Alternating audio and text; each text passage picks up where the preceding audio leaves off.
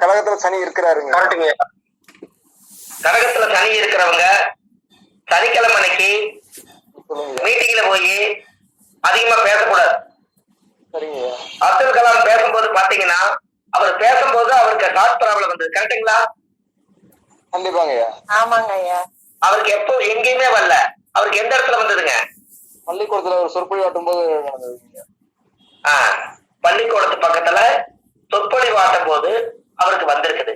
அப்போ அந்த ஜாதகத்துல அந்த மாதிரி ஒரு சில பேர்கள் பெரியவர்களுக்கெல்லாம் இந்த மாதிரி கடகத்துல சனி இருக்கிறவங்கள என்னைக்கு வருஷத்துக்கு ஒரு முறை ஆஸ்பத்திரி போய் இதய செக்அப் பண்ணிக்கங்க அப்படி சொல்றது ஜோசியனுடைய வழிகாட்டி. ஐயா சரியா? நீங்க எப்பவுமே ஒரு கணக்கு வச்சுக்கோங்க. ஒரு ஜாதகத்தை வாங்கணும்னே நீங்க வாங்கணும்னே முதல்ல அந்த ஜாதகக்காரு தோச ஜாதகமா, சுத்த ஜாதகமா, புண்ணிய ஜாதகமா, பாவ ஜாதகமா, இத முதல் ஒரு சின்ன ஒரு கருத்தா நீங்க கரெக்டா வச்சுக்கோங்க. தோச ஜாதகமா, புண்ணிய ஜாதகமா, இது எப்படி நம்ம எடுக்கிறது? நாம தான் கண்டுபிடிக்கணும். ஜோசியர் அது எப்படி கண்டுபிடிக்கிறது? நம்ம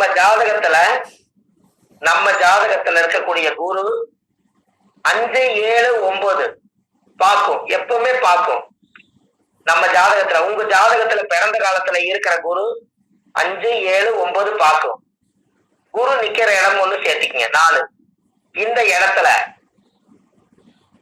வர்றவங்களுடைய ஜாதகத்துல அந்த 5, 7, 9 லக்கு நேரத்துல சனி பகவான் இருந்து அந்த ஜாதகத்தை நீங்க வாங்குனீங்கன்னா அவருக்கு கர்ம தோஷம் இருக்குது. அந்த ஜாதகத்தை நீங்க வாங்கியிருக்கிறீங்கன்னு அர்த்தம்.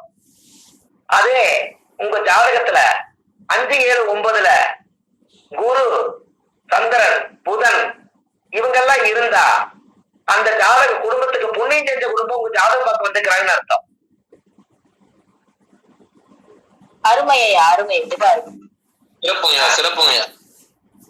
நம்ம ஜாதகத்துல இருக்கிற குரு தான் போய் அந்த தோஷத்தை நிவர்த்தி பண்ண போறாரு. அப்ப குரு பார்த்தா கோடி புண்ணியம் தான். நாம தான் அந்த இடத்துல குருவா இருக்கோம். அங்க சனி இருந்தா கர்மகாரகன் அவங்க வீட்டுல இருக்குதுங்கிறத கர்ம தோஷத்தை பத்தி சொல்லுங்க. கர்மத்துக்கு உண்டான பரிகாரம் சொல்லுங்க, சரியா வரும் அவங்களுக்கு எல்லாமே.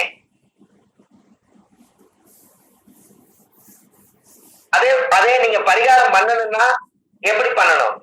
நம்ம ஜாதகத்துல இருக்கிற குரு அவங்களோட ராசிய பார்த்தா தான் நாம் செய்த பரிகாரம் அவங்களுக்கு கரெக்டா போய் சேரும். ஏன்னா சந்திரனா அவருடைய உடல், அவருடைய தோஷம் நம்ம குரு போய் பார்த்தா அந்த உடல் இருந்து அந்த தோஷம் வெளியாகும். அது அப்படி வச்சு கொடுக்கணும். நீங்க வைக்கிறது பிறக்கும் போதே இருக்கணும். அப்படி இல்லைனால் நீங்க பரிகாரம் பண்ணும் போது உங்க ராசியில் இருக்கிற குரு 5, 7, 9 எங்கெல்லாம் பார்க்குதோ அங்க கோச்சார சந்திரன் வரும்போது பரிகாரம் தேடி வச்சு கொடுங்க. அப்ப அந்த பரிகாரம் பலிதமாகும்.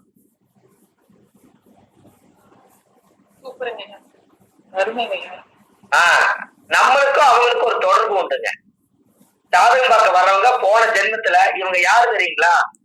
நாம யாருக்கெல்லாம் ஜோசியம் பார்த்து அவங்க வெற்றி பண்ணி உங்களாலதான் இந்த கர்மவினை தீர்க்க முடிஞ்சது, ரொம்ப நாளா கல்யாணம் ஆகாதது நீங்க பூஜை பண்ணி நீங்க சொல்லி நடந்ததா அப்படின்னு எல்லாம் யாரெல்லாம் ஒரு 10 கிளைண்டா இருக்கட்டு 100 பேரா இருக்கட்டு உங்களை சொல்லியிருந்தாங்கன்னா அவங்க யாருன்னு நல்லா தெரிஞ்சுக்கங்க.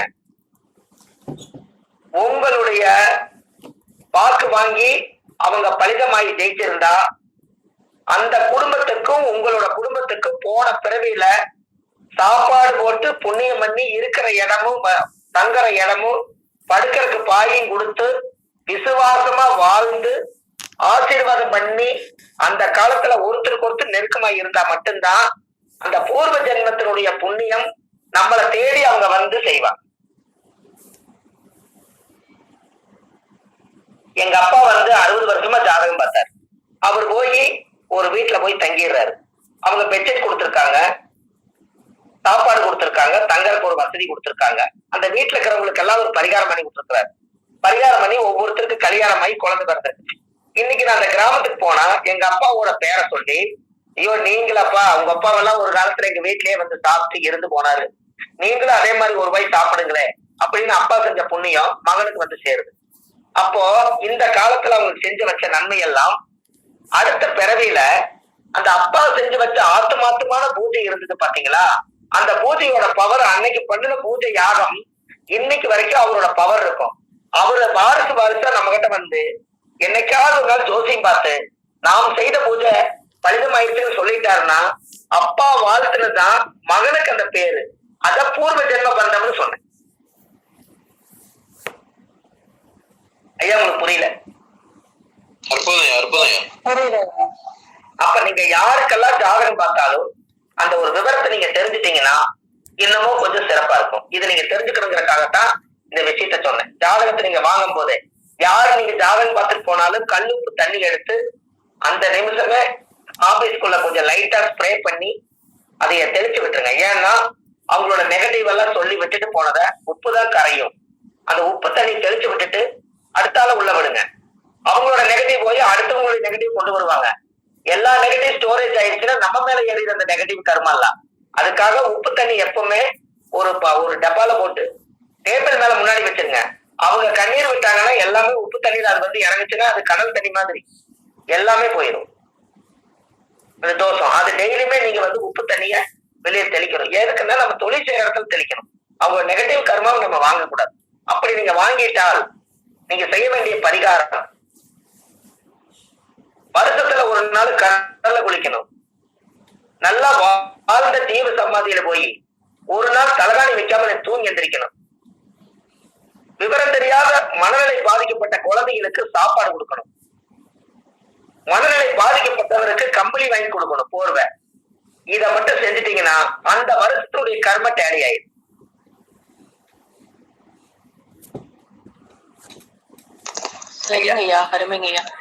நன்றி. ஏன் நீங்க வாழ்ந்த ஜீவ சமாதியில போய் தூங்க சொல்றேன்னா சித்தர்களுக்கு கர்ம வினைய வந்து கனவுல எடுக்கும் சக்தி அவங்களுக்கு உண்டு.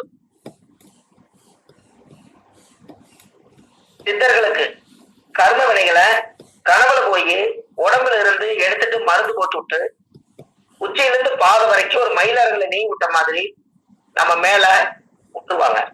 அந்த தோசை நம்மளை தாக்காது. அப்போ ஒரு வாழ்ந்த ஜீவ சமாதியில அவரோட உடம்பு அந்த மண்ணுக்கடியில் இருக்கிறனால அந்த மண்ணுல கிட்டத்தட்ட ஒரு குறிப்பிட்ட ஒரு 200-300 மீட்டர் தூரத்துக்கு அவரோட ஆற்றல் நிறைஞ்சிருக்கும். அந்த இடத்துல நீங்க படுத்து தூங்குனீங்கன்னா அந்த இடத்துல உங்களுடைய நெகட்டிவ் எனர்ஜி எல்லாம் போய் அந்த ஜீவ சமாதி இருக்கக்கூடிய சித்தருடைய பாசிட்டிவ் எனர்ஜி நம்மளுக்கு வரும். அது ஒரு வருஷத்துக்கு அந்த சார்ஜ் நிற்கும். 365 நாள். என்னைக்கு போறீங்களோ அன்னையில இருந்து இந்த வாழ்ந்த மகான் கிட்ட ஆசீர்வாதம் வாங்கணும். கடல்ல போய் குளிக்கணும். கடல்ல ஏன் போய் குளிக்கிறோம்? ஆறு, குளம், ஏரி, குளம், குட்டை எல்லா நதியும் சேர்ந்து கடலுக்கு போகுது. பல நதிகள் சேர்ந்ததெல்லாம் ஒரு சமுத்திரம். அங்க போய் நதியில குளிக்கணும். அதுல குழந்தைகள் மனநல பாதிக்கப்பட்டவங்களுக்கு, வஞ்சகம் இல்லாத குழந்தைகளுக்கு சாப்பாடு ஒரு நேரம் போடணும். மனநல பாதிக்கப்பட்டவங்களுக்கு கம்பெனியா வாங்கி கொடுக்கணும்னா அவர் ஒரு நாளாவது போர்வை போத்தி தூங்கி இருக்க மாட்டார்.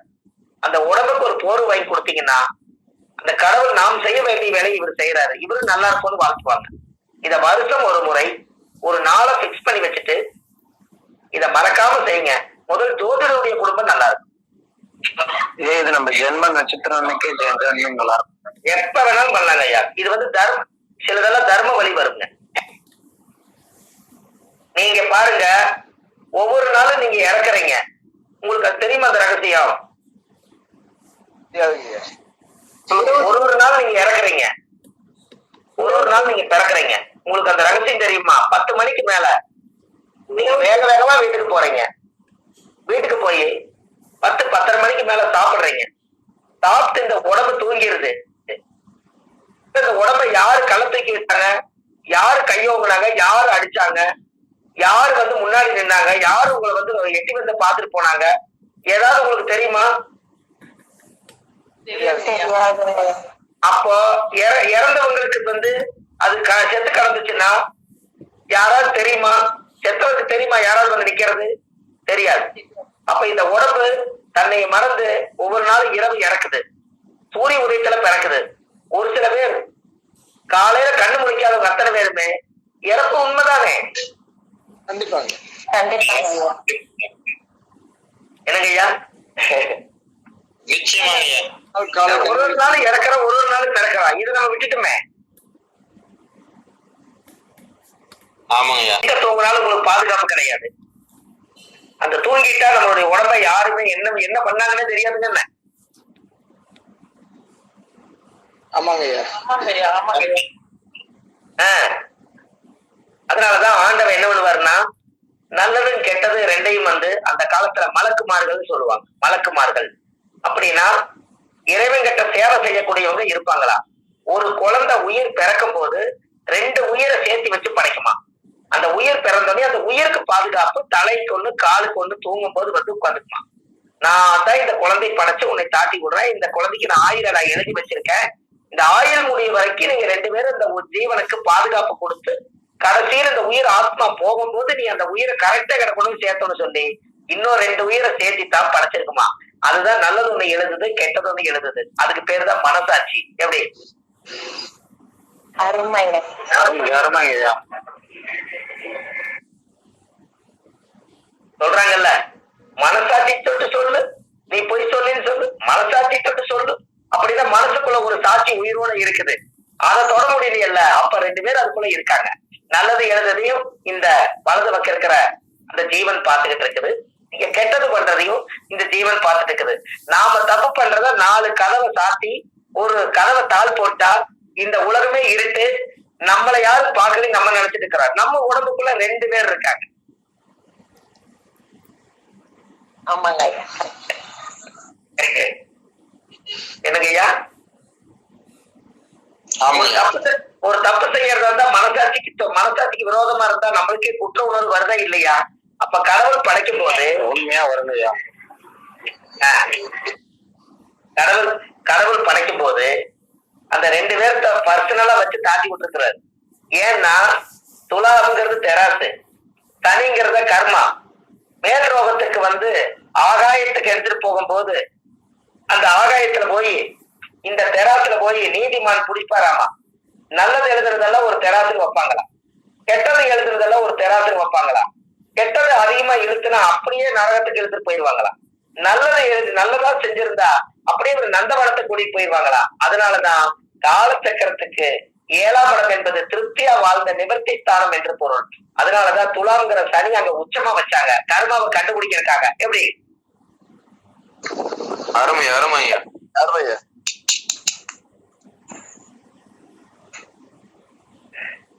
கருதுங்களா ஐயா? கரெக்டுங்க ஐயா. அப்ப காலச்சக்கரத்துக்கு 7ஆம் இடம் என்பது ஒரு ராசியில 7ஆம் இடம் மனைவி மட்டும்தான் நம்ம நினைக்கிறோம். 7ஆம் இடம் என்பது இந்த உலகத்துல நாம் சந்திக்கும் அனைத்து பேருமே 7ஆம் பாவம் தான். அத்தனை பேர்த்தையும் இந்த கர்மா பார்த்துக்கிட்டு இருக்குது. அதனாலதான் சனி வந்து துலா ராசியில உட்கார்ந்துருக்கு. நீங்க நல்லா யோசிங்க. உங்க லக்கணத்தை கண்டுபிடிக்கிறதுக்கு ஒரு சின்ன வழி சொல்றேன். யார் லக்கணமா இருந்தாலும் சரி, 4ஆம் இடத்துல சந்திரனை போடுங்க. ஐயா, நீங்க யாரோ வீடியோ கால் வந்தீங்களே, உங்க லக்கணம் என்ன? கன்னி லக்கணம்யா. சரி, சந்திரனை 4ல போட்டுங்க. கன்னி லக்கணம் சொல்லிட்டீங்க, சந்திரனை 4ல போட்டுங்க. எழுதாதீங்க ஐயா, 4ல போட்டுங்க சந்திரனை. சரிங்க. நீங்க இந்த கர்மாவை அனுபவிக்க, இந்த கர்மாவை கழிச்சுதான் நீங்க பிறந்தீங்க. அப்ப கர்மஸ்தானம் எத்தனாம் இடம்? கர்மஸ்தானம் 10. நீங்க யார் வழியில வெளியே வந்தீங்க? அப்பா அம்மா வழியில தான் வெளியே வந்தீங்க. அம்மா வழியில் நீங்க வெளியே வரும்போது அம்மா தான் சந்திரன். சந்திரனுக்கு 10ஆம் இடம் என்ன வீடு வருது பாருங்க. சந்திரன் 10. லக்னமே வருங்க ஐயா. அப்ப நீங்க கர்மாவை தீக்கத்தானே பிறந்தீங்க. அம்மா கிட்ட இருந்து வெளியே வந்தது. எந்த லக்கணம் மேல 4 சந்திரன் போடுங்க. 10ஆம் வீடு என்ன வருது? லக்னம் தான் வருங்க. அவங்கவுங்க ஜென்ம லக்கணம் தான் வருது. அப்ப இந்த ஜென்மத்துல நீங்க இந்த லக்கணத்துல பிறந்து எல்லா கர்மா கழித்தானே பிறந்தீங்க. ஐயா கரெக்டா? கரெக்டுங்கய்யா. யாருக்கு லக்கணம் தெரியும்? யாருக்கா இருந்தாலும் சந்திரன் 4ல போட்டுக்குங்க. 4க்கு 10 என்ன வருது? கர்மத்தை அவங்களுடைய பிறந்த லக்கணமே தான் வருது. அப்போ சந்திரனுங்கிறது தாயுடைய கருதல்ல பிறந்த நட்சத்திரம் வந்து கற்ப நட்சத்திரம். அந்த நட்சத்திரத்துக்கு 10ஆம் வீடு தான் உங்க பிறந்த லக்கணமா வரும். யாருடைய லக்கணத்துக்கு வேணாலும் 4ல சந்திரன் போட்டு 10ஆம் வீடு எண்ணுங்க, உங்க ஜென்ம லக்கணமே வரும். அப்ப 10ஆம் இடம் என்பது தர்மங்கள் செய்ய செய்ய கர்மங்கள் குறையுமா? தீர்வுல எந்த புக்கிலும் இல்ல. அப்ப இந்த கர்மாவை வெளியே எடுத்துருங்க. அதுக்கு தர உங்க லக்கணமாவே வந்து நிக்கிட்டு பாருங்க. அருமைங்க ஐயா, சூப்பர் டெக்னிக். கும்பாபிஷேகம் பண்றாங்க, பாத்திருப்பீங்க. கோயில் கட்டி கும்பாபிஷேகம் பண்ணா நீங்க ஆதீனம்னு ஒருத்தரை கூட்டிட்டு வருவாங்க. ஆதீனம் என்னைக்குமே பாருங்க, கும்பாபிஷேகம் பண்ணாம ஆதீனம் வந்து கோயிலை சுத்தி பார்க்க மாட்டாரு அவரு. அதுக்கு காரணம் என்னன்னா, ஆதீனத்தை எதற்காக அவங்க கூட்டிட்டு வராங்க கோயிலுக்குன்னா, பிறந்த காலத்துல இருந்து இறக்கும் காலம் வரைக்கும் இறைச்சி எடுக்க மாட்டாங்க, நான்வெஜ் சாப்பிட மாட்டாங்க. ஆதீனம்னு வந்துட்டா அவங்களுடைய பாரம்பரியமே வந்து பிரேதங்கள் கோழி ஆடு மாடு எதுவா இருந்தாலும் அவங்க எல்லாம் கடவுள் படைச்ச பொருளை வயிறு என்பது சுடுகாடா மாத்தக்கூடாதுங்கிறதுக்காக சைவ சாப்பாடு சாப்பிட்டு சைவ சித்தாந்தம் படிச்சு ஆதீனமா பாரம்பரியமா உருவாக்கி வச்சு அவங்க உடம்பு புனிதமானதா இருக்கும். அதுக்கப்புறம் கோயில் கட்டி கும்பாபிஷேகம் பண்ணி சாமிக்கு வந்து தீர்த்தம் ஊத்தி உயிரோட்டம் கொடுத்ததுக்கு அப்புறம் அந்த ஆதீனம் வந்து அந்த கோயிலை சுத்தி பார்க்கும்போது அந்த புனிதமான ஆதீனம் வந்து அந்த பாதம் பட்டு எல்லா கோயிலுடைய பார்வை பட்டதுக்கு அப்புறம் எல்லா தெய்வங்களுக்கும் சக்தி கூடும், அந்த இடமும் புனிதமாகும், கோயிலும் வருங்காலத்துல சக்தியோட வாழ்ந்து வர்ற மக்களுக்கும் பலன் கிடைக்கும். அதனாலதான் அந்த காலத்துல ஆதீனத்தை வந்து கோவில்ல கூட்டிட்டு வந்து எல்லா பக்கம் சுத்தி சாமி கும்பிட்டு போவாரு. அதுக்கப்புறம் ஆதீனமே மூல ஆதீனமா மாறிடும். எப்படி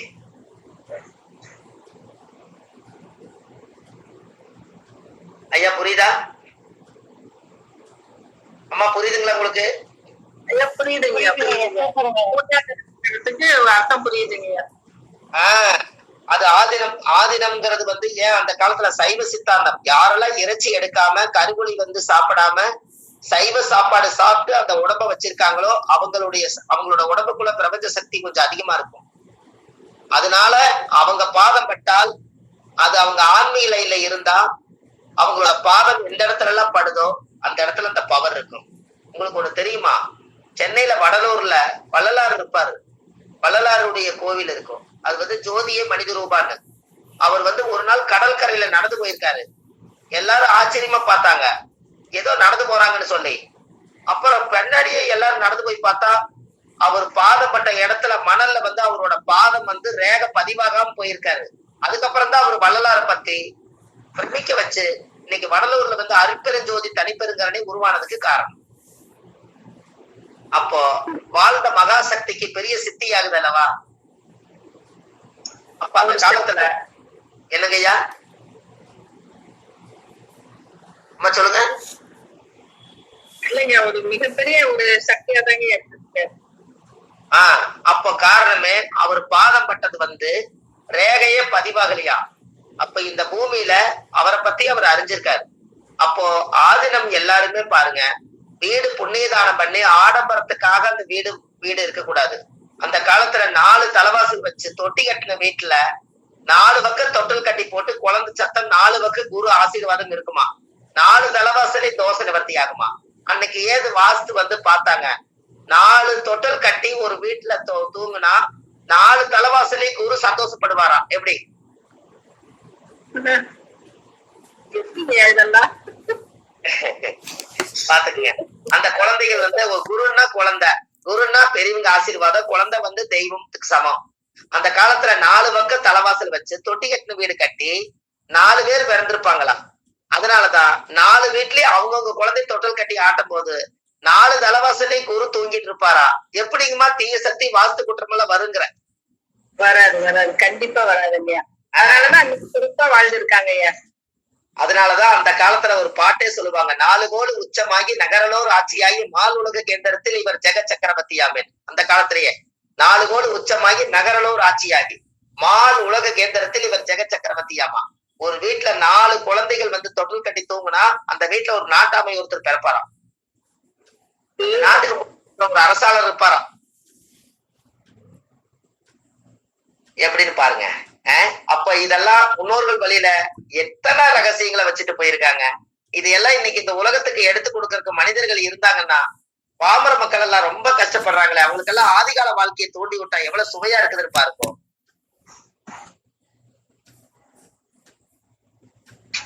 அப்போ அந்த ஜாதகத்துல ஒருத்தருடைய வாழ்க்கையில அந்த புனிதமாகணும்னு சொன்னா நீங்க நல்லா யோசிங்க. ஜாதக கட்டத்துல 4ஆம் இடத்துல சனி இருந்தா, 4ஆம் இடம் என்பது வீடு, 4ஆம் இடத்துல சனி இருந்தா இங்க பரிகாரம் என்ன சொல்ல வருது? 4ஆம் இடத்துல பாவ கிரகமாய் இருந்து சனி இருந்தா அந்த வீட்டுல என்ன பண்ணினாலும், இடம் வாங்கினாலும் வாஸ்து குற்றம் தான் வரும், வீடு கட்டினாலும் வாஸ்து குற்றம் தான் வரும். சூழ்நிலையின் காரணத்தினால என்ன பண்றதுன்னு தெரியல. அப்போ எப்படியாவது வாழ்ந்துதான் ஆகணும், வேற வழி இல்லை. இதுக்கு ஒரு சின்ன பரிகாரம் என்னன்னா, சனி என்பது யாருன்னா அழுக்கு சூறையா இருக்கக்கூடியவர், பிச்சை எடுக்கக்கூடியவர், குளிக்காதவர். அவரை நம்ம வீட்டுக்கு 4ஆம் இடம் என்பது சனி அந்த வீட்டுல இருக்கிறதுனால நம்ம வீட்டுக்கு கூட்டிட்டு வந்து அவருக்கு ஒரு தலவாழை இலையில சாப்பாடு போட்டு சாப்பிட வச்சு, அவருக்கு தண்ணி கொடுத்து, அவருக்கு ஒரு வஸ்திரம் வாங்கி கொடுத்து, அவரை கொஞ்ச நேரம் அங்க இருக்க சொல்லிட்டு, அவர் கையில ஒரு 2 பணம் காசு கொடுத்து, அவர் சந்தோஷமா அவரை காலை தொட்டு கும்பிட்டு நீங்க தாட்டி விட்டீங்கன்னா 4ஆம் இடத்துல சனிங்கிறவருடைய வாஸ்து தோசை நீங்கி அந்த வீட்டுல தரித்திர தோசை நீங்கிடும். எப்படி? அவரு பிச்சை எடுக்கிறவராங்க இந்த பிச்சை எடுக்கிறவங்க தான் சாக்கடையோர உட்கார்ந்துக்கிறவங்களை கூட்டிட்டு வந்து நம்ம வீட்டுல கொண்டு வந்து சாப்பாடு போடணும். உங்க வீட்டுல 4 சனி இருந்தா ஏற்கனவே ஒரு பிச்சைக்கார உள்ள கொண்டு வாங்கன்னு தானே சொல்லுது. இல்லைங்க இல்லைங்க, என்னங்கம்மா? நான் கேளுங்கய்யா. அல்லம்மா, உங்களை சொல்லல, ஆல்ரெடி 4 சனி இருக்கிறவங்க வீட்டுல ஒரு பிச்சைக்கார இருக்கணும் தானே சொல்லுது. ஆமா ஆமாங்க. இப்போ உங்களுக்கு இன்னொரு விஷயம் சொல்லட்டுங்களா? யாருக்கெல்லாம் 4 சனி இருக்குதோ, சனி 4ஆம் இடத்தை பாக்குதோ, அவங்களுக்கெல்லாம் வந்து பிச்சை எடுத்துட்டு வந்து வசூல் பண்ணிட்டு வந்து ஒரு வீட்டுல எண்ணு வாங்க பாருங்க, அவங்க வீட்டுல 4 சனி இருக்கு, அது கரெக்டா அவர் அங்கதான் போடுவாரு. ஓஹோ, அது அப்படிங்களா? லக்னத்துக்கு 4ஆம் இடம் பாக்கணுமா? லக்னத்துக்கு 4ஆம் இடத்துல சனி இருக்கிறவங்க, 4ஆம் இடத்துல சனி பாக்குறவங்க வீட்டுலதான் பிச்சை எடுக்கிறவர் எல்லா பக்கம் போய் சோறெல்லாம் வாங்கிட்டு வந்துட்டு அவர் வீட்டை பார்த்தே உட்கார்ந்துருப்பாரு, அவர் வீட்டுலதான் தூங்குவாரு, அவர் இடத்துக்கு தான் எங்க சுத்தினாலும் வருவாரு. அந்த வீட்டோட குடும்ப ஜாதகம் வாங்கி பாருங்க, 4 சனி இருக்கு, இல்லாட்டி சனி 4ஆம் இடத்தை பாக்கு. இவ்வளவுதான். எப்படி? ஒவ்வொரு வீட்டுல செக் பண்ணி பாக்கணுங்க, செக் பண்ணி பார்த்தா தெரிஞ்சிருவீங்க. 4ஆம் அதிபதி வந்து சனியோடு சேர்ந்து இருந்தாலுமே இந்த பலனா? ஆமாமா, 4ஆம் இடத்துக்கு சனி தொடர்பு யாருக்கு வந்தாலும் காலையில எந்திரிச்சு ஒரு பிச்சைக்காருக்கு ஒரு டீ வாங்கி கொடுங்க, வசதி இருந்தா ஒரு சாப்பாடும் தண்ணி பாட்டில் வாங்கி கொடுங்க, உங்களுக்கு 4ஆம் இட தோசை சுத்தமா இருந்தல்ல. கண்டிப்பா கண்டிப்பா. ஐயா, பிச்சைக்காரர்களை வந்து நீங்க சாப்பிட்டு காசு கொடுக்கும் போது ஒரு ஜாதகத்துல 4ஆம் இடத்துல சனி பாக்குது, சனி 4ஆம் இடம் சனி, அது வந்து சனி இருக்கிற இடம் வந்து லக்னத்துல இருந்து பார்க்கும்போது 8ஆம் இடம். அப்ப எப்படிங்க ஐயா? புரியலீங்கம்மா? இப்ப வந்து விருச்சக லக்னம்னு வச்சுக்கோங்க ஐயா. அப்போ வந்து கும்பம் வந்து சனி 4வது வீடா வருது இல்லைங்களா? ஆமாங்க. அதே மாதிரி மிதுனத்துல சனி பகவான் இருக்கிறாரு கட்டத்துல, அப்ப 8ஆம் இடமா ஆகுது இல்லைங்களா? அப்ப அதுக்கு எப்படிங்க ஐயா? அது வராது, அது கணக்குல வராதுங்க. 4ஆம் இடத்துல சனியும் 4ஆம் அதிபதியோட சனி இருந்தா மட்டும்தான் இந்த விஷயம் எடுத்துக்கணும். ஓ சரிங்க ஐயா, சரி சரி. அந்த காலத்திலேயே 4ல கேதுவும் 4ல மாந்தியும் சேர்ந்திருந்தா அவங்களுக்கு மனை தோஷம் இருக்குதான். அந்த காலத்திலே சொல்லுவாங்க, 4ல கேதுவும் மாந்தியும் இருந்தா. அந்த காலத்திலேயே புலிப்பாணி பாட்டு எழுதியிருக்காரு.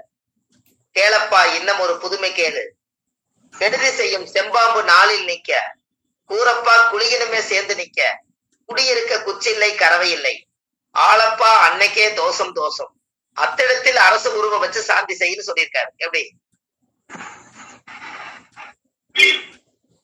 அப்படின்னா 4ல கேது இருந்தா தாய்க்கு வாழ்க்கை சரி இருக்காராம். 4ல கேது இருந்தா, ஏன்னா தாய்க்கு சர்ப்ப தோஷம் வருதா இல்லையா? ஆமாங்கய்யா. அப்ப தாய்க்கு வாழ்க்கை சிறப்பு இல்லையா? அது மாந்தி கூடிருச்சுன்னா தாயோட வம்சத்துல யாரோ ஒருத்தர் பெண்கள் இறந்து போவாங்க. 4ல கேது வாழ்க்கையே லேதான்.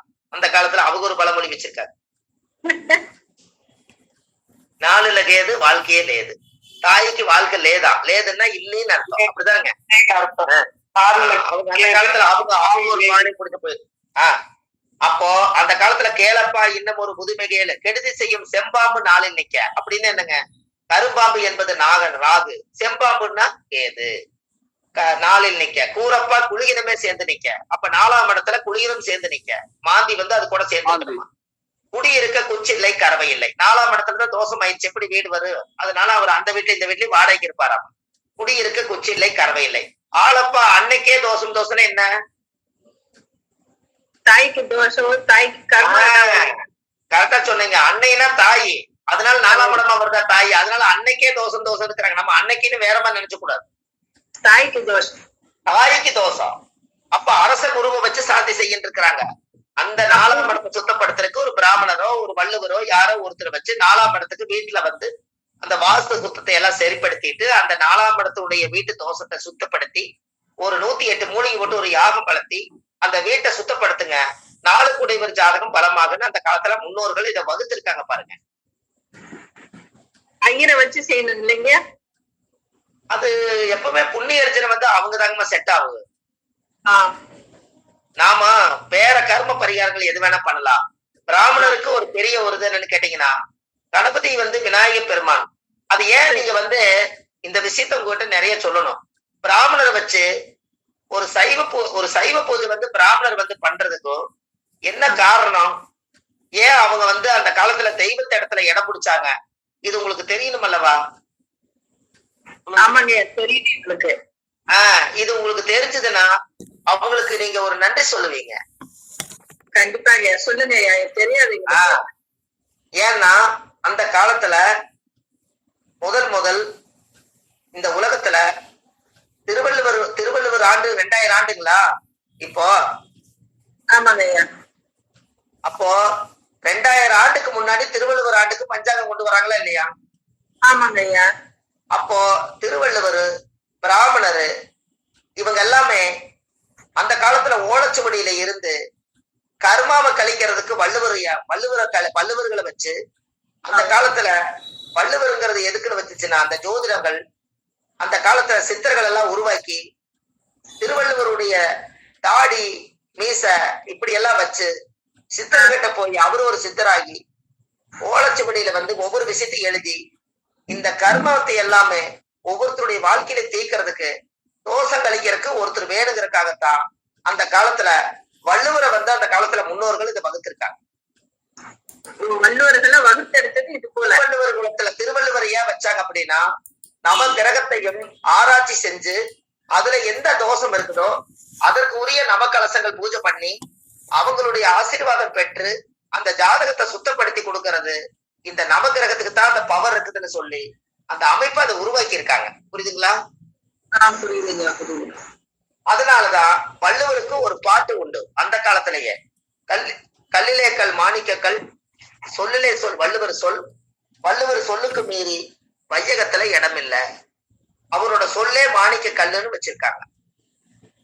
அந்த திருவள்ளுவர் குலத்துல நம்ம அடியேன் பிறந்ததுனால ஏதோ எனக்கு அந்த ஞானம் கொஞ்சம் கடவுளும் பெத்ததாயி கொடுத்ததுனால இன்னைக்கு ஏதோ ஒண்ணு நமக்கு அந்த வாய்ப்பு கிடைச்சதுனால இன்னைக்கு உங்க முன்னாடி உட்கார்ந்திருக்கேன்.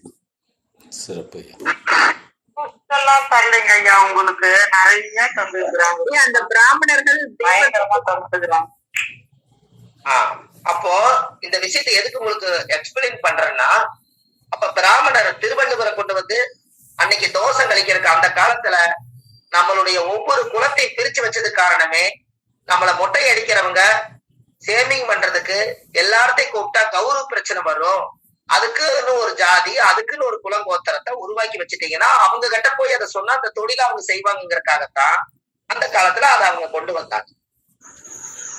அப்போ அந்த காலத்துல கோயில்ல வந்து மணி அடிக்கணும்னா அந்த கோயில்ல மணி அடிக்கக்கூடிய அந்த சாமிக்கு அடிக்கக்கூடிய அந்த பண்டாரம்னு சொல்லுவாங்க, ஆறு மணியாட்டி பண்டாரம்னு சொல்லுவாங்க. அவங்க மணி அடிச்சு பூஜை பண்ணுனா அந்த கோயிலுக்கு இன்னைக்கு முருகன் கோயில்ல வந்து பழனியில் இருக்கிற கோயில்ல வந்து அவங்க வந்து பண்டாரம்ங்கிறவங்க வந்து முதல்ல ஒரு செவ்வரளி பூ மாலை கட்டி முருகனுக்கு போட்டு சாத்தி அதுக்கப்புறம் தான் பிராமணர் பூஜையா அங்க நடக்குது. பாத்தீங்களா?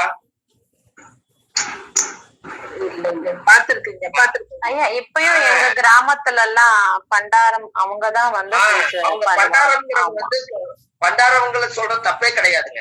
அவங்க வந்து கையாண்டி பண்டாரம் மணியாட்டி பண்டாரம் எதுக்கு வச்சாங்கன்னா, கோயில்ல வந்து அவங்கள வந்து பூஜைகள் ஆச்சார அனுஷ்டானங்கள் பண்ணக்கூடாதுங்கிறதுக்காகத்தான் இதை வந்து அதை உருவாக்கி இருக்காங்க. அந்த காலத்திலேயே இது உருவாக்கி இருக்காங்க. அப்போ பிராமணரை என்ன கொண்டு வந்திருக்காங்கன்னா, காலச்சக்கரத்துக்கு 9ஆம் இடம் என்பது அவங்களுக்கு உண்மையாலுமே அதிர்ஷ்டம் எப்படி வந்ததுன்னா, மேசத்துக்கு 9ஆம் இடம் தனுசு ராசி வந்து குரு வீடா வந்ததுனால 9ஆம் இடம் என்பது கோயில், அதனால குரு என்பது பிராமணர், அதனால கோயிலும் பிராமணரும் தெய்வமும் ஒரே இடத்துக்கு வருது, அதனால பிராமணர் பூஜை பண்றாங்க. எப்படி சார் கொஞ்சம் இன்னொரு தடவை சொல்லுங்க. மேசத்துக்கு 9ஆம் இடம் தான் கோயில், ஆமாங்க ஐயா. மேசத்துக்கு 9ஆம் இடம் கோயில், கரெக்டுங்களா? ஆமாங்க ஐயா. அப்ப மேசத்துக்கு 9ஆம் இடம் கோயிலா இருந்தா அந்த ஜாதகத்துல முறையோட அந்த அமைப்பு வந்து எப்படி வந்துச்சு உங்களுக்கு? மேசத்துக்கு 9ஆம் இடம் என்பது குருவோட வீடு வருதுங்களா? ஆமாங்க ஐயா. குருவோட வீடு தனுசு. ஆமா தனுசு. அது யாரு? குருன்னா பிராமணர் வீடு வருதா? ஆமாங்க ஐயா. சரி, அப்போ குரு வந்து காலச்சக்கரத்துக்கு 9ஆம் இடம் என்பது கோயில், தானம், தர்மம், புண்ணியம் எல்லாம் 9ஆம் பாவமா? ஆமாங்க ஐயா. அப்ப பிராமணருக்கு குரு தானா? ஓ சரி சரிங்க ஐயா. அதனால 9ஆம் இடம் என்பது கோயிலா? அதனால கோயில் பக்கத்துல குருங்கிற பிராமணர் வந்து அந்த ஆதி காலத்திலேயே உட்கார்ந்து இருக்காங்க. அது கடவுளே அமைச்சு கொடுத்துக்கிறாரா இல்லையா? கண்டிப்பா கண்டிப்பா அமைச்சு கொடுத்துட்டாரு. ரைட்டு. ஒரு பிராமணர் அவங்க வந்து பிராமணர் வந்து கடவுளுக்கு பூஜை பண்றாங்க. இன்னொரு பிராமணர் என்ன பண்றாங்க? சொல்லுங்க சொல்லுங்க, கரெக்டா சொல்றீங்க, சொல்லுங்க. மோட்சம் கொடுக்கறதுக்கு திதி கொடுக்குறாங்க. அதனாலதான் தனுசு வந்து கோயில் பூஜை பண்ணக்கூடிய பிராமணர்கள், மீனம் என்பது மோட்சம் கொடுக்கக்கூடிய பிராமணர்கள். 2க்கு 9 வருடக்கூடியவர் வருதா? வருதுங்க. அவ்வளவுதான். எப்படி 9ல இருக்கிற குரு கோயிலு, 12ல இருக்கிற குரு மோட்சத்தை கொடுக்கறது. இந்த 4ல கேது மாந்தி இருந்தா பாத்துக்கலாம். ஒரு நிமிஷம் இருங்க, அப்புறம் பாத்துக்கலாம். சொல்லுங்க, இப்ப சொல்லுங்க. 9ஆம் இடம் மோட்சம் கொடுக்கும் பிராமணர் சொன்னீங்க இல்லைங்க ஐயா? ஆமா. இப்ப இந்த பிராமணர் வேற, இவங்க வேறயா? வடகலை தென்கலைன்னு சொல்றாங்க இல்லைங்க? அந்த மாதிரி அப்படி இல்ல. ஆச்சார அனுஷ்டானமா பூநூல் போட்டாச்சுனாலே அவங்க வந்து கடவுளோட சொத்து. அது கரெக்டுங்களா? ஆமாங்க ஐயா. அப்ப 9, 12 குடைவர் வந்து குரு வீடா வர்றதுனால தானே அவங்க ஆண்டாண்டு காலமா கோயில வந்து ராஜராஜ சோழன்கள் வாழ்ந்த காலத்திலையும் கூட பிராமணர் பூஜை நடக்குதா இல்லையா? ஆமாங்க ஐயா. கோயில் கும்பாபிஷேகம் பண்றதுக்கு தனுசு வீட்டு தனுசு ராசி, அதே மோட்சத்தை கொடுக்கறதுக்கு மீன ராசி. 2 பிராமணர்களும் இந்த இடத்துல சைவம் அசைவம் வருதா இல்லையா? சொல்லுங்க. எனக்கு இந்த புரியலையே. இந்த இடம் எப்படி என்ன சொல்லுங்கய்யா? சைவ அசைவம் எப்படி இந்த இடத்துல வருங்கய்யா? புண்ணிய அர்ஜுன பண்றவங்க, கல்யாணம் பண்ணி வைக்கிறவங்க, இவங்க எல்லாம் வந்து திதி கொடுக்க மாட்டாங்கல்ல, திதி கொடுக்க போக மாட்டாங்கல்ல. ஆமாங்க ஐயா. அப்ப சைவம்ங்கிறது 9ஆம் பாவம், அசைவங்கிறது வந்து திதி கொடுக்கறது. இறந்தவங்களுக்கு எல்லாம் புட்டுக்கெல்லாம் படைச்சு வைக்கணும்னா கறி எல்லாம் வைக்கிறாங்க, சாராயம் எல்லாம் வைக்கிறாங்க, கல்லெல்லாம் வைக்கிறாங்க, எல்லாத்தையும் வச்சு கூட மோட்சம் கொடுக்குறாங்க. அப்ப அது அசைவம். ஆமா ஆமாங்க கண்டிப்பா. அப்ப இப்ப புரியுதா உங்களுக்கு? புரியுதுங்க புரியுதுங்க. அப்போ ஒரு பிராமணர் வந்து அவங்க அதனாலதானே பிராமணரோட சாபத்தை வாங்காதீங்கன்னு சொன்னது காரணமே தெய்வத்துக்கும் அவங்களுக்கும் ஒரு தொடர்பு இருக்கிறதுனாலதான் இவங்களை வந்து நீங்க ஒரு வழிபாட்டு முறையில கொண்டு போனதுக்கு காரணம். இன்னொரு சின்ன சந்தேகம், பிராமணர்கள் அதிக மோட்சம் போவாங்களா? இல்ல, அது வந்து இன்னொரு சப்ஜெக்ட். அவங்கவுங்க பாவம் செஞ்சிருந்தா மோட்சத்துக்கு போக முடியாது, புண்ணியம் பண்ணாத்தானே போக முடியும். சரிங்க. ஆமா. நான் வந்து என்னுடைய ஆத்மாவை நான் வந்து வேண்டி வச்சிருக்கேன். அடுத்த பிறவியில எனக்கு ஏதாவது ஒரு அடுத்த ஜென்மான்னு ஒண்ணு எனக்கு இருந்தா நான் வந்து ஒரு சஞ்சீவி மூலிகையா என்னை படைச்சிருக்க கடவுளேன்னு நான் பிரபஞ்சத்துல சொல்லி வச்சிருக்கேன். சாகாத வரம் பெற்ற சஞ்சீவி மூலிகை. அப்போ ஆஞ்சநேயரும் கூட போய் மருந்து எல்லாம் வாங்கிட்டு வந்து உயிர்களை காப்பாத்தினாரு. நாம இந்த புண்ணியத்தை நிறைய செஞ்சு வச்சா அடுத்த ஜென்மத்துல நம்ம பிரதிபலன் பலிதமாகும் அல்லவா? கண்டிப்பா பலிக்குங்க. அப்ப சஞ்சீவி மூலிகை மனுஷ பிறவி கூட வேண்டாங்க, சஞ்சீவி மூலிகையா இருக்கணும்னு. அந்த சஞ்சீவி மூலிகையா ஏன் இருக்கணும்னு சொன்னா, அந்த காலத்துல செம்பூத்து கூடு கருடங்கூட்டுக்குள்ள பாத்தீங்கன்னா இந்த சஞ்சீவி மூலிகைங்கிறது என்னன்னு தெரியாத காலத்துல அந்த குருவிக்கு கொண்டு போய் அந்த செம்பூத்துங்கிற குழந்தைக்கு அது முட்டை வச்சு குஞ்சு பொரிச்சதுன்னா அந்த 2 காலையும் பிடிச்சு வளையம் போட்டு வச்சிருவாங்களாம். அது வளையம் போட்டு வச்சதுக்கு அப்புறம் சிவன் கிட்ட போய் எல்லா பிள்ளைகளும் விடுதலை ஆயிடுச்சு, என் பிள்ளைக்கு மட்டும் விலங்கு போட்டுட்டாங்க, அதனால என்னுடைய சிவபெருமானே என் பிள்ளைய கட்ட அவுத்து விடுறதுக்கு எனக்கு ஒரு வழி கொடு அப்படின்னு கேட்டுச்சான். அப்ப சிவன் சொன்னாராம், ராஜ மூலிகை நான் ஒண்ணு இப்படி ஒரு சூழ்நிலை வரும்னு தெரிஞ்சு ராஜ மூலிகையை நான் கையில வச்சிருக்கேன். அந்த ராஜ மூலிகை ஒரு இடத்துல இருக்குது, சஞ்சீவின்னு ஒரு இடத்துல இருக்குது. மனிதனுடைய வாடையே படாத இடம், மனிதனுடைய பாதமே படாத இடத்துல மரமிருந்து தவம் இருந்து அந்த மூலிகை இருக்குது. அந்த மூலிகைய நீங்க மனதார அதை போய் எடுத்துட்டு வந்து அந்த மூலிகை வந்து உன்னுடைய பெத்த முல்லைக்கு கொண்டு போய் அந்த காலு மேல வையி, அந்த இரும்பு வந்து அந்த இரும்பு கட்டாயிருன்னு சொல்லிச்சான். அப்ப அந்த மூலிகையை எடுத்து கொண்டு வந்து அந்த கரடங்கூடு செம்போத்து கூட்டுக்குள்ள மலையை போட்ட இடத்துல அந்த மூலிகை வச்ச உடனே அந்த குஞ்சு வந்து அந்த மலையை உடைஞ்சு இரும்பு கட்டாயி குஞ்ச காப்பாத்திருச்சான். அப்போ கரடங்கூட்டுக்குள்ளையும் செம்பூத்து கூட்டுக்குள்ள மட்டும்தான் சஞ்சீவி மூலிகையுடைய வேறு ஒரு ஜான் இருக்கும். அந்த மூலிகை தான் சாகாத வரம் பெற்ற மூலிகை, அது சஞ்சீவி மூலிகை, இந்த உலகத்துக்கு தேவையான மூலிகை. அப்போ அதோட சஞ்சீவி மூலிகையுடைய விஷயம் என்னன்னா, அந்த மூலிகையில ரகசியம், மணலை குமிச்சு வச்சு மூலிகைய வந்து வச்சீங்கன்னா, நேர நெட்ட வச்சீங்கன்னா எந்த பக்கமே நிழல் விழுகாது. எந்த பக்கம் அந்த சஞ்சீவி மூலிகையோட நிழல் எங்கேயுமே படாது. இத வச்சுதான் அன்னைக்கு தஞ்சாவூர் கோயில்ல நிழல் விழுகாம இருக்கிறதுக்கு, இன்னைக்கு நிழல் எந்த பக்கம் விழுகிறது இல்ல. அன்னைக்கு இந்த சஞ்சீவி மூலிகையை நெட்ட வச்சு பார்க்கும்போது சூரியனுடைய பிம்ப ஒளி நேர் பாயிண்டா விழுந்ததுனால எந்த பக்கம் நிழல் விழுகல. இத வச்சுதான் தஞ்சாவூர் கோயில கட்டியிருக்காங்க.